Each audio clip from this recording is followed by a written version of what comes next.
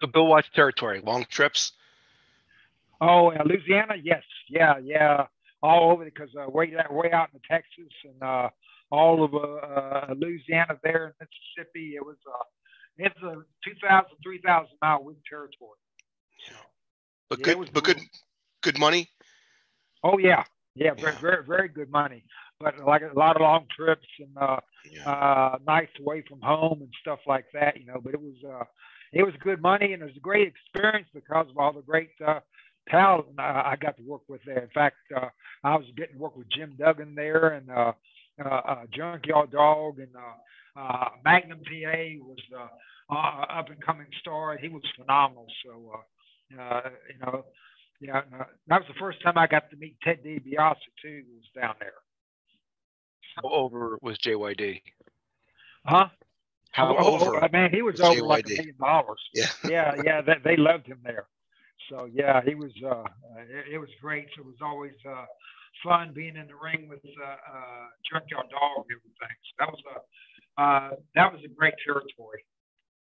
What do you think of Bill Watts as a boss?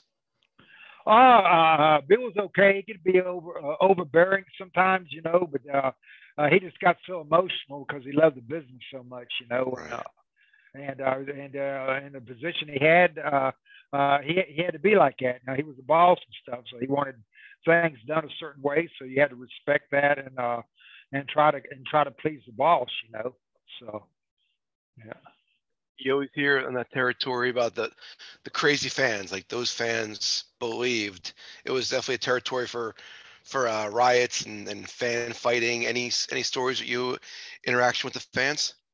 No, not too bad. I know the weather. They hated the Russian thing and stuff. So that made it easy and stuff. Because things were just totally different back then. Uh, you didn't get around fans. You just stayed away from people. You kept to yourself, especially being heels and stuff, because you're trying to portray yourself a certain way. So there was a lot of people you couldn't be friendly with. You just had to keep to yourself and mind your own business and stuff, especially as a heel, because you had to watch your back everywhere you went. Because somebody put a knife and cut you in the heartbeat back in them days. So. Anything you can tell me about Bruiser Brody, the man that maybe people wouldn't know? Oh, yeah, because when I went on to the AWA and was wrestling up there and stuff. Of course, Frank knew me, so when Frank came in and stuff, we'd get together. I'd go pick him up at the airport a lot of time and take him to the motel because I didn't live far from the airport.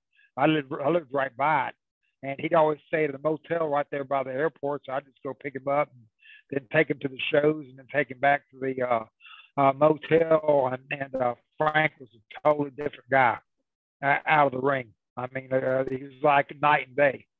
Frank was. Yeah, and all he talked about was his wife and his son because he dearly loved them. Yeah, that's why when he got killed, I was very very hurt, and very angry because uh, all they had to do is if they didn't want him there, is don't bring him back.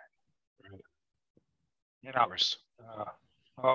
why were you going to kill somebody over the silly? To me, wrestling business was silly anyway.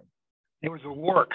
We're supposed to work together, make each other look good, and and the man took his life. Over the wrestling business. Give me a break. Because as soon as they did that, they killed their territory. They killed their own business. I mean, it just fell to pieces over there. It was never the same. Americans are probably scared to go work.